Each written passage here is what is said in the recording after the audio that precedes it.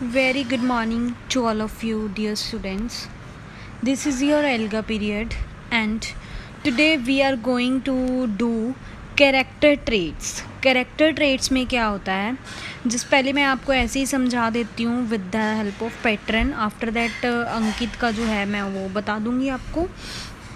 Character जो ऊपर लिखा हुआ है उसमें नीचे आता है नेम. ठीक है, जैसे कि हम अंकित का लिख रहे हैं कैरेक्टर, तो यहाँ पर अंकित का नेम आ जाएगा. उसके बाद क्या होता है कि लाइक मैं बोल दूँ कि जो अंकित था वो हेल्पफुल था, एज्यूम कर लो. ठीक है, अंकित जो है वो हेल्पफुल है, तो उसका एविडेंस देना है हमने. एविडेंस 2 भी चल जाएंगे, ज़रूरी नहीं है कि आपने 3 एविडेंस लिखने हैं. 2 आर सफिशेंट. एविडेंस में क्या आएगा कि वो हेल्पफुल कैसे था. ठीक है, कोई भी एग्जाम्पल दे दो कि उसने जो अपनी ग्रैंड मदर थी उनकी हेल्प करता था, अपने मम्मा की हेल्प करता था, है ना, अपने ब्रदर की भी हेल्प कर देता था स्टडी में. तो कुछ भी हम उसकी एग्जाम्पल्स दे सकते हैं. तो ये ट्रेट हो जाता है कैरेक्टर ट्रेट. कैरेक्टर किसी का भी मतलब पर्सन का कैरेक्टर हो गया. ठीक है, उसके बारे में अगर हमने कोई भी पॉइंट लिखना है, अगर मान लो सेकंड में हम लिख देते हैं मीन, कि वो सेल्फिश था, क्यों था, उसके रीजंस लिख देने हैं. तो इस तरह से ये टेबल जो है ये प्रिपेयर किया जाता है. किसी भी टॉपिक पे आपको आ सकता है. लाइक स्टोरी का कोई भी करेक्टर आपको दिया जा सकता है कि इस करेक्टर के आपने पर्सनल या फिर करेक्टर ट्रेट बनाना है. तो ये नहीं है, आपको अगर स्टोरी पता है, स्टोरी में करेक्टर कैसा था उसके बारे में पता है, तो you can do it easily. Okay, so next आ जाता है पर्सनल ट्रेट्स की. यहाँ पे कुछ एग्जाम्पल्स दी हुई हैं आपकी रीडर बुक्स में, SR 5 में. तो जैसे कि फर्स्ट है एम्बिशियस. एम्बिशियस में क्या है, a person who shows a strong desire to succeed, जो कि सक्सेस होने के लिए मतलब एक स्ट्रॉन्ग डिज़ायर रखता है अपने अंदर, है ना. नेक्स्ट आ जाता है brave. A person who is ready to face any danger और चैलेंज. ठीक है, जैसे कि कोई भी पर्सन है वो इतना ब्रेव है कि वो कोई भी डेंजर या फिर चैलेंज को एक्सेप्ट कर लेता है ईजीली. तो किसी की मान लो अपने ऊपर आपने जो है कैरेक्टर ट्रेट बनाना है. ठीक है, अगर मैं एज अज्यूम करती हूँ मेरा नेम मीनाक्षी है, तो ऊपर कैरेक्टर की जगह यहाँ पर मेरा नेम आ जाएगा, यहाँ पर मीनाक्षी आ जाएगा, है ना. मैं अपनी एग्जांपल ले लेती हूँ कि मैं कैसे मतलब इनमें से कौन सा ट्रेट अपने लिए रखूँगी. फर्स्ट तो मैं रखूँगी कि मैं लॉयल हूँ, जो कि मैं फेथफुल हूँ. अगर मैं कोई काम करती हूँ तो पूरी ईमानदारी से करती हूँ, लॉयल्टी से करती हूँ. ठीक है, उसकी मैं एग्जांपल लिख सकती हूँ कि कैसे मैंने लॉयल्टी का किया है ना, कुछ एग्जांपल्स लिख दी.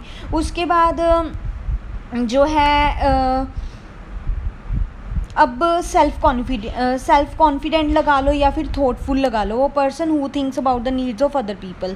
मेरे को पता है कि सामने वाले पर्सन की ये नीड है, तो मैं उसकी नीड के अकॉर्डिंग जो है सोचती हूँ, थॉटफुल हूँ. ठीक है, तो ये मेरे पर्सनल ट्रेट हो गए. ऐसे आपके भी तो होंगे ना. तो ज़रूरी नहीं है कि मैं आपको एक टॉपिक दूँ, एक पर्सन दूँ, कैरेक्टर मतलब उसमें से, स्टोरी में से. तो आप अपने ऊपर अब जो ये टेबल है ना, एज इट इज़ आपने अपनी नोटबुक पर बनाना है, चाहे रफ पे बना लो चाहे फेयर पे बना लो. और आपने अपने कैरेक्टर पे जो है पर्सनल और कैरेक्टर ट्रेट लिखना है. उसमें अगर आप लिखते हो लाइक आप लिख रहे हो ब्रेव, तो ब्रेव की एग्जांपल्स भी देनी है कि आप ब्रेवरी कैसे शो करते हो, अपने आप को ब्रेव क्यों कह रहे हो, उसका रीज़न क्या है. तो एविडेंस देना है हमने. ठीक है, ये आपको आई होप समझ आ गया होगा. सो नेक्स्ट एक वीडियो में आया था कप्स मेथड. कप्स मेथड क्या आपको पता है? Cups method C stands for capital letters. देखो बच्चे, अगर कोई प्रॉपर नाउन यूज़ कर रहे हैं या फिर जो है पर्सनल नाउन यूज़ कर रहे हैं या फिर सेंटेंस की बिगनिंग हो रही है, then we will use capital letter. First letter should be capital. उसके बाद सेकंड क्या है, यू से होता है use correct tenses and format. मान लो हम पास में जो है सेंटेंसेस लिख रहे हैं, तो उसके लिए हम इज़-एम-आर तो नहीं लिखेंगे ना, तो हम उसके लिए तो वॉज वर ही जो है यूज़ करेंगे. तो करेक्ट टेंसेज और फॉर्मेट शुड भी करेक्ट होना चाहिए. P से है पंक्चुएशन. पंक्चुएशन में क्या आ जाता है, फुल स्टॉप और क्वेश्चन मार्क्स आ जाते हैं कि सेंटेंस ख़त्म होगा तो वहाँ पर फुल स्टॉप लगेगी. अगर कोई क्वेश्चन पुट हो रहा है जैसे व्हाट, वाई, हुम, विच, इनसे अगर स्टार्ट हो रहा है तो वहाँ पर क्वेश्चन मार्क लगेगा, है ना. तो ये आपने थोड़ा जो है माइंड में रखना है while doing any writing section. तो उसके बाद लास्ट आता है spellings are all correct. Spellings should be correct, spelling correct होनी चाहिए। तो ये होता है कप्स मेथड। तो इसके लिए ये बहुत इजी है। कुछ ऐसे है कि आपको एक पैराग्राफ आ सकता है, उसमें से आपने कप्स मेथड यूज़ करके आपने जो है ये उसमें चेंजेस लेके आने हैं। लाइक अगर कैपिटल लेटर नहीं है तो कैपिटल लेटर कर देना है, अगर फॉर्मेट सही नहीं है फॉर्मेट सही कर देना है, अगर टेंस करेक्ट नहीं यूज़ किया गया तो टेंस करेक्ट यूज़ करना है वहाँ पे, और क्वेश्चन मार्क लगाना है तो फुल स्टॉप्स लगानी है, ये बात ध्यान में रखनी है, और स्पेलिंग शुड बी करेक्ट, है ना। तो ये बातें जो है ये कप्स मेथड की हेल्प से हम सही कर सकते हैं। इसमें वीडियो में अगर आपने लीड की वीडियो देखी है, जो लीड के थ्रू वीडियो आई थी 31 को, तो आपने उस वीडियो में देखा ही होगा कि उसमें कुछ पैराग्राफ्स दिए हुए थे। तो उसके बाद जो वो सर थे उन्होंने आंसर की भी प्रोवाइड की थी। तो आपने क्या करना है, सबसे पहले आपने वो पैराग्राफ जो है उसके अकॉर्डिंग अपना जो है कप्स मेथड के अकॉर्डिंग आपने अपना काम कर लेना है। आफ्टर डूइंग दैट आपने मैच करना है आंसर की के साथ, ठीक है। तो आपके लिए इतना ही वर्क है। उसके बाद आ जाता है, ये था फैक्चुअल एंड ओपिनियन ऑब्जेक्टिव्स। मैंने आपको ऑलरेडी पहले भी ये समझाया था, है ना, फर्स्ट समझाया था मैंने। फैक्ट वो होता है लाइक हमें पता है कि जो ग्रास है वो ग्रीन होता है ना, मैंने ग्रीन ग्रास बोल दिया तो आप तो उसको नहीं बोलोगे ना, हाँ ग्रीन नहीं होता ब्लू होता है, तो उसको तो आप चेंज नहीं कर पाते हो, है ना। जो चीज़ फैक्ट है, जो सही है वो सही ही रहेगा।